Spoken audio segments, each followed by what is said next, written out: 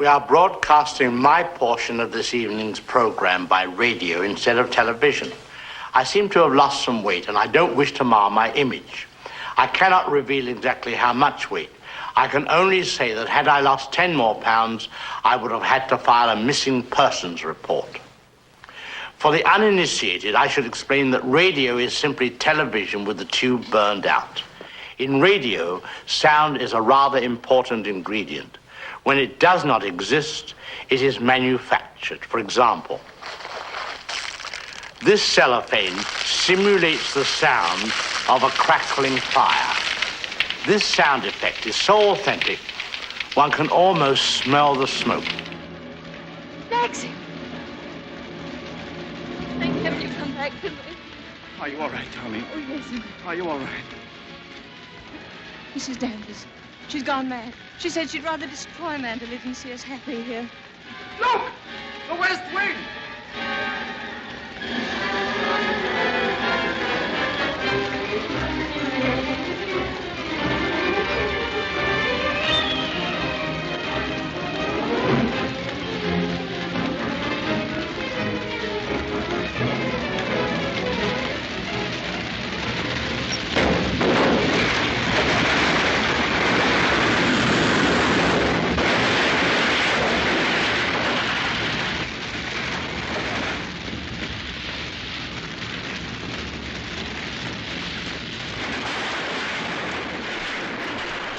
Good evening. Welcome to the Shamley Silhouette. I am Zach Eastman, the host of the show these past 25 episodes. 25 times over the course of a year and change, I have been granted the privilege and honor of sitting down with fellow creatives, friends, and inspirations to have casual conversations regarding the work of Alfred Hitchcock. Beginning in 2019 with the whimsical notion of doing an article series on Hitchcock for the Real Nerds website, I thought it would perhaps be a delight to have a companion podcast for a few episodes where I would chat about Hitch with fellow fans whom I knew and those who had thoughts on how Hitchcock was viewed through the modern lens. Being on Real Nerds for many years now, the thought naturally trended toward comedy and laid-back discussion, and since I'm not good at the former, the latter would have to suffice as the predominant form of the show. The podcast was never meant to be anything more than a companion to the article series. At first. And as I started recording and writing the articles, I found myself much more enamored with these 90-minute to 4-hour conversations. And eventually, they took over my concentration, and the articles faded after the 5th entry. Additionally, the show was never meant to tackle the entire filmography of Hitchcock, but rather explore poignant themes and hallmarks in his career that have shaped both cinema and pop culture that we've seen throughout the years that have followed his work and his passing.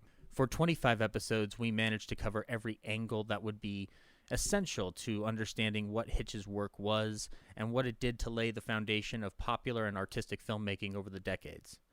And now that it's done, I must admit I'm very sad to let Hitch go. The entrancement of Hitchcock's work stems for me from the points of intrigue and sheer entertainment. From the moment I saw The Birds and Psycho at young ages, I was quickly pulled into his presentation of the ideas he wanted to present. The whole notion of the film Psycho obsessed me after I saw it. As a budding horror fan, I started to crave more films like it, and more knowledge of how a film like Psycho could have been made so long ago. How could you have the shower scene in 1960? As a kid, I assumed that the 60s, the 50s, the 40s, the 30s was laden with goody-goody stuff that, while I loved, was not that intense or extreme or radical or tubular, if you will.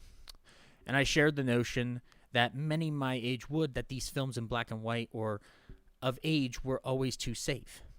While I adored them in private, I always assumed that nothing in black and white could be shocking. I loved Casablanca, Bogart movies, Bob Hope movies, the Marx Brothers, and radio shows of the old era like Jack Benny and Burns and Allen. But after Psycho, I somehow knew that there was more to be dug into regarding the era of Hollywood that we consider the Golden Age. With that film, Hitchcock was able to break conventions some 40 years later, or at least just some of my own conventions on what these films of the past were. And my love for Hitch grew and grew until we have arrived to this point, where we are closing the book on Hitch. And if this were a film this whole experience, if this was a motion picture, surely there would be a credit roll. And alas, on radio, you cannot see the names of the people who have made this happen. And in lieu of a visual form, we're going to sit down and listen to the thanks one by one.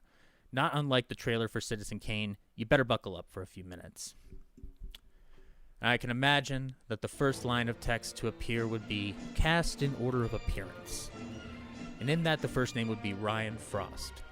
Ryan's passion for film, podcasting, and seeing those around him believe in themselves is astounding beyond all comprehension. Now, the first episode of the show set the tone going forward. The moment Ryan did his imitation of Cary Grant during the final scene of Suspicion as he's driving, I not only laughed, but I knew that the ice was broken to start having more fun and less formality. He eased me into the hosting chair in the grandest of ways. His follow-up episodes were also invaluable, and our recording of the discussion regarding Hitch's World War II films may be one of the most fascinating times I've had at the mic. Next, you would find the name of documentarian and devoted filmgoer Aaron Pendergast. In having Aaron on episode 2, he and I were able to dig back into the things we both learned on film sets and about filmmaking to discuss Hitch's meticulousness. What was more important was listening to him as he brought forth his own insight into viewing these films under modern conditions, where the challenges would be on a set, and his own takes on how characters, and character tropes specifically, can be perceived then and today. In addition, he also helped with the birth of the Jimmy Stewart impression, and gave more than enough encouragement for that bit to carry onward. He would return 2 more times, where he would bring his own attention to detail for how one compares a remake to an original, and to bring his passion forward for a film like Strangers on a Train. He has a podcast coming soon. You should look for it. Then there would be a name that would evoke the response of epic, and that name would be Marshall Rosales. It is fair to say that with the length of Marshall's episodes also came the kind of analysis that extends far beyond any commentary or cinema town hall. His experience as a writer, a filmmaker, and a devotee proved invaluable in not only discussing Hitch's masterpieces, but also discussing lesser-known and unpopular fare.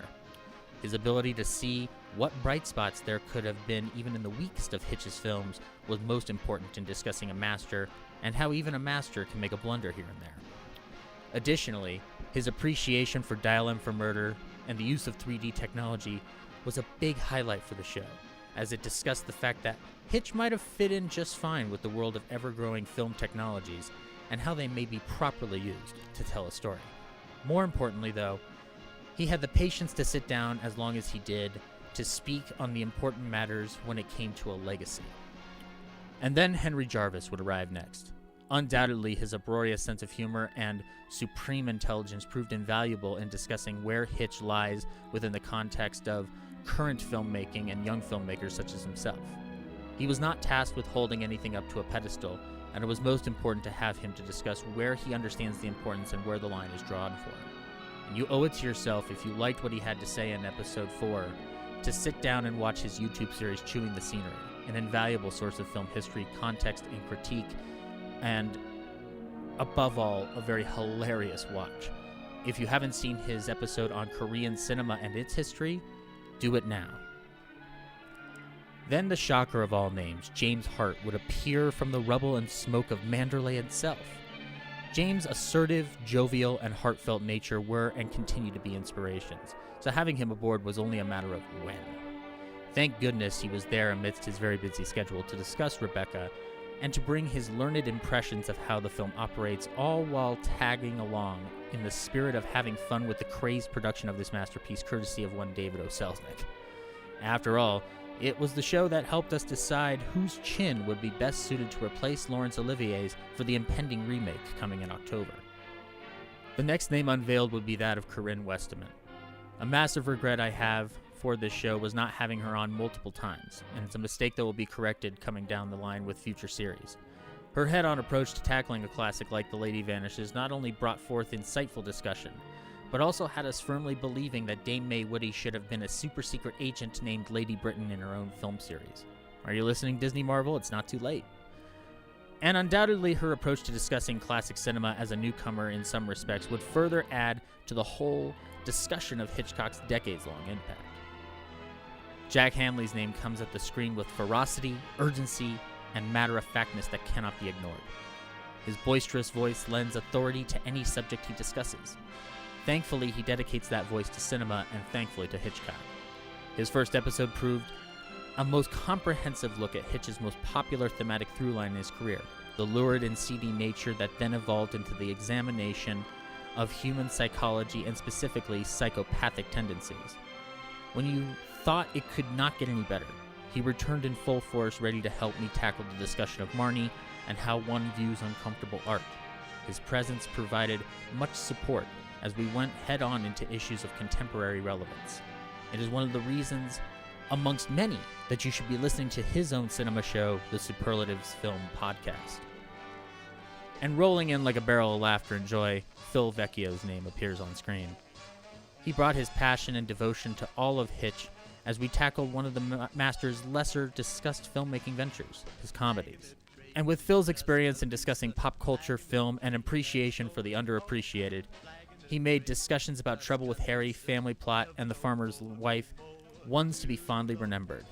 If you like what Phil had to say, you should listen to the Mandarin Orange Show. He has many more stories to tell. You cannot talk about a monster movie like The Birds or horror trope-laden films like Stage Fright without the hardy nature of the next name, Matt McCord, or the Undead Matt. He not only brought forth his passion for the horror genre, but also his wit and humor, even as we treaded into the more serious sides when discussing The Birds. If you have listened to the Punk Rock Horror Podcast, you know of what I speak. If you don't, rectify that injustice at once.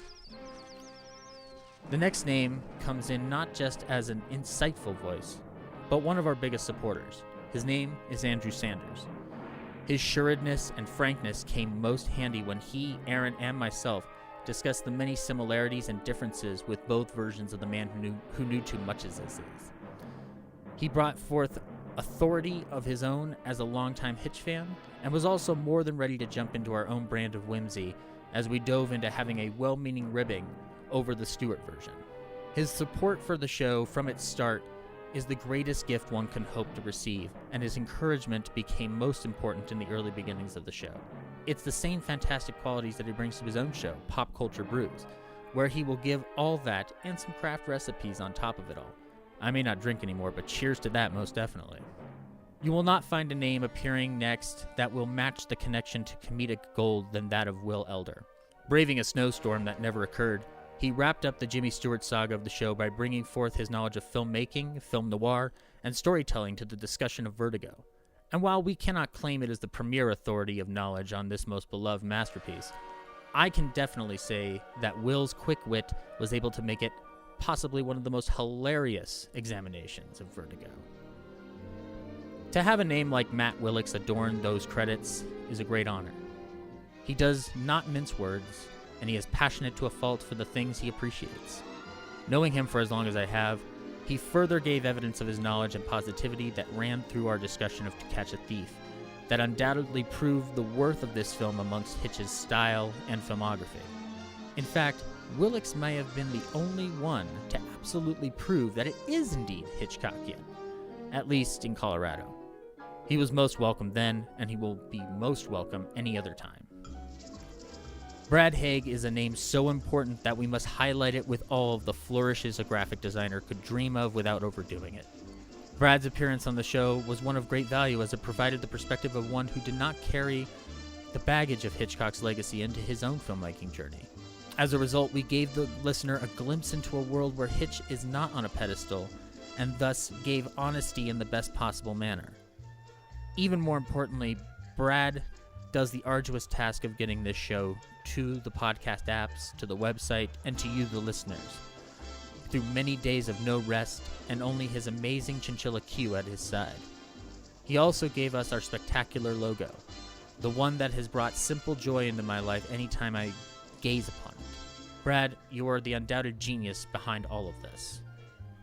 The importance of this penultimate name cannot be understated as it appears. Olivia Carmel gave this show the much-needed time to devote to Alma Revel, but also gave her own impassioned view of how figures like Alma were unjustly forgotten over time. As we discussed Alma, Hitch's love for Alma, and the topic of forgotten women filmmakers, the show turned an important curve in the series' existence. it gave the revelation of how much more this show can do as it continues. As bright as her future is, it was most pleasant that she enlightened myself on how to carry on these discussions going forward. This show does not happen without this final name, as I tend to admire the title credits that say, "and so-and-so," as a point of importance, like "and Samuel L. Jackson," means something important, and it is only fair that "and Adam Roach" would appear to cap this off.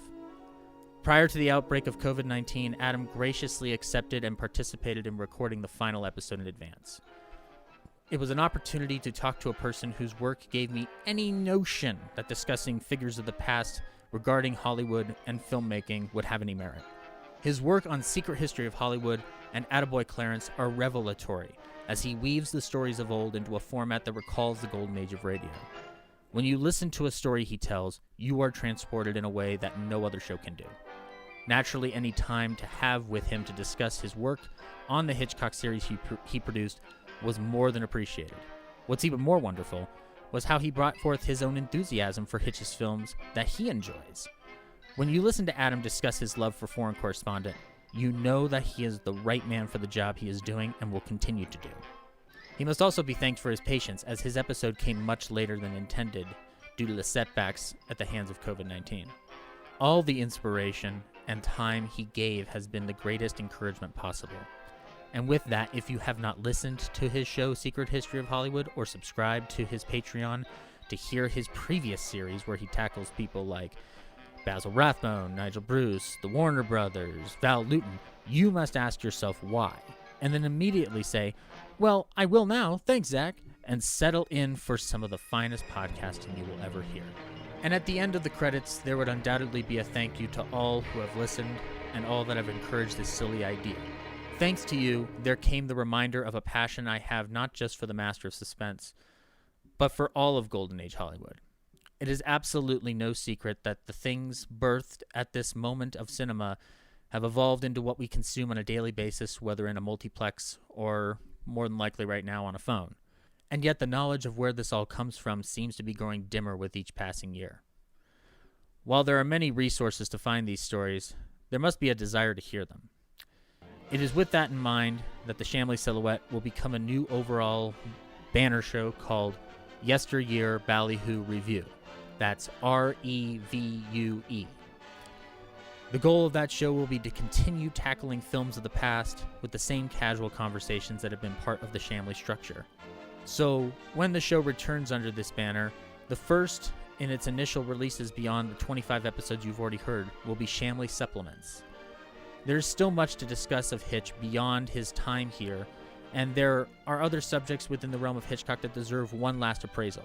This will include coverage of the Paradine case and the decline of David O. Selznick, the innovation of sound and blackmail, the sequels to Psycho, and the legacy itself of Hitch imitation and homage.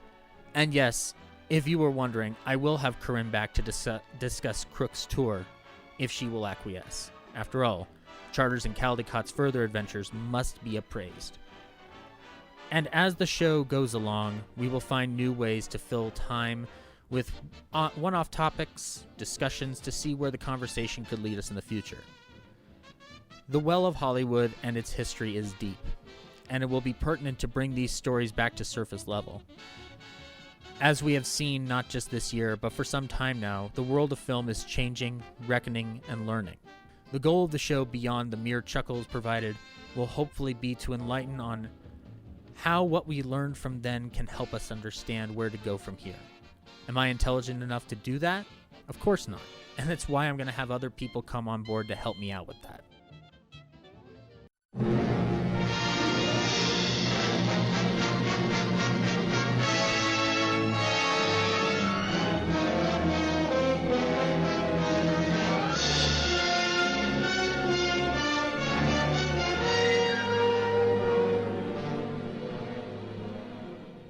But for the next big series, the one that will tackle a major figure, it will be a most interesting affair.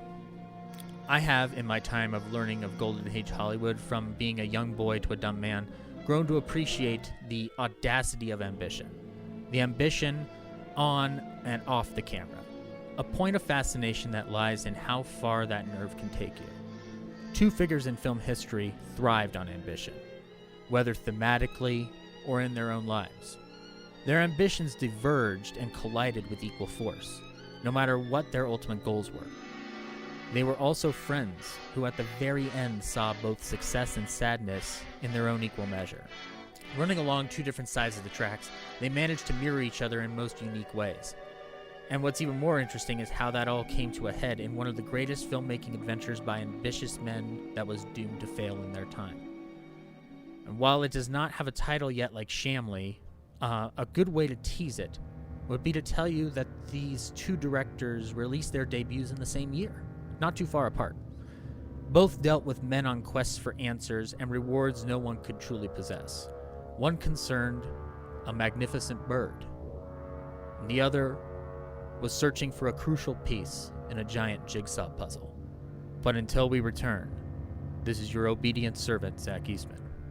Good night.